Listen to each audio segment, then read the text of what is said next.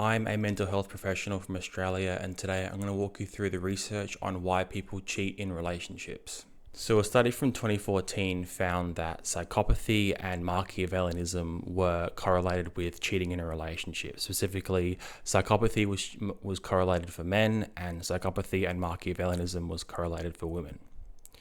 So if you don't know what these two personality traits are, let me explain. Psychopathy refers to an individual who has low empathy for others and lack of remorse and guilt.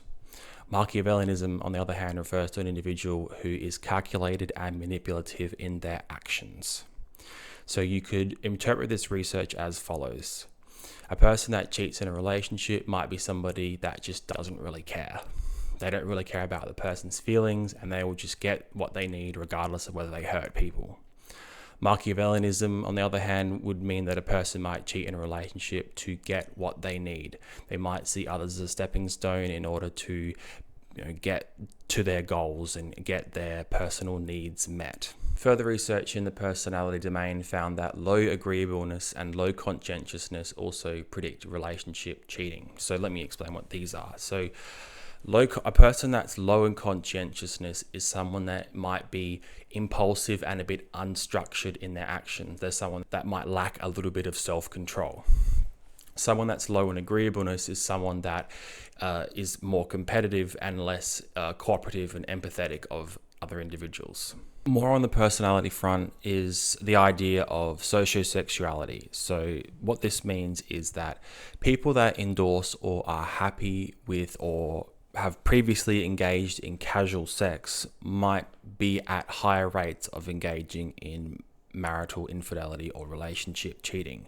So basically, if a person is accustomed to casual relationships in the past, that is related to increasing the chances they might engage in infidelity in the future, but it's not causative in nature. It's really important to recognize. Moving on to attachment styles. So anxious and avoidant attachment styles are relevant here.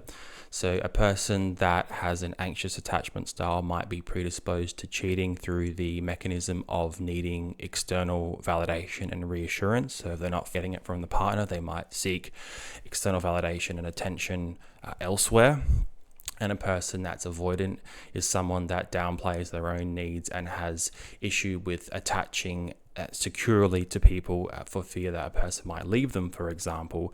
So when they feel as if people are getting too close to them, they might seek a sort of novel, neutral attention elsewhere, a fear of getting attached to the primary figure, which is the partner in this context. So far, I've covered a lot about personality and individual factors, but I think it's really important to recognize that cheating in a relationship doesn't just happen. It's usually a build-up of events over time, leading to sort of people engaging in behaviors that they might regret later on. Now, to help us understand why there's a bit of a build-up over time, I need to explain to you the investment model from social psychology. So the investment model from social psychology helps us explain and understand why people stay together or why they might leave. So it has three components: relationship satisfaction, quality of alternatives, and risks for leaving and staying. So they're pretty straightforward, really. So for factor one, if a person feels as if they're quite satisfied in their relationship, naturally they're going to stay. If a person is happy in their relationship, they like their partner and they feel as if they're growing together and there's a sense of progress and moving forward together, then they're going to stay. I think that's pretty straightforward. So naturally, the inverse is true. If a person is unhappy or dissatisfied in their relationship, they might lead to a breakup, right? The other two components are quality of alternatives and risk for leaving. So quality of alternatives sort of means if you're looking at your partner and then you're comparing your partner to other people, if it seems like other people might present as better, they might give you more satisfaction and more security, you might go to them instead of staying with your partner.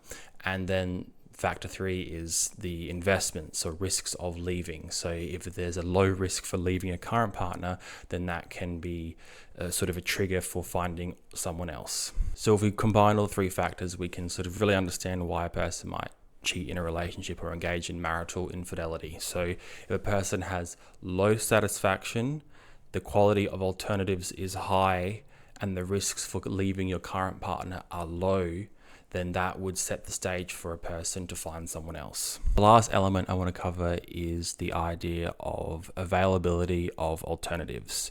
So what this sort of means is, if there is literally an option available for a person to cheat or engage in some sort of marital infidelity, they might. It's harder to cheat when the person literally doesn't exist. So what this means is it's much easier to cheat in the modern era because we have things like dating apps and online sort of messaging channels, which make it easier to find an alternative mate. Whereas maybe back in the day, pre-internet, there was less people around, but there was less people available in your area. So that's why you might see extramarital affairs in the workplace, because that was pretty much one of the only ways that people could meet new people. I think in today's era, what I'm really describing is situationships, I think is what the kids these days call it. So of course, if the opportunity is available and the stage has been set to cheat, then a person might cheat. So to summarize, cheating in a relationship really is a constellation of a bunch of different factors coming together all at once. So you might have an individual that is low in empathy and lacks remorse or guilt, who has low satisfaction in a relationship with high availability of alternatives and low risk for leaving, and then the opportunity arises for them to engage in the activity of cheating and they cheat. They might not think about it in the moment, they might be impulsive, it might just happen, and that is sort of the succession of events. I hope you found this video useful and helpful, and thank you for watching. And on this channel you'll find psychology videos, so if you're interested in psychology content, then subscribe for more. Thank you. Bye.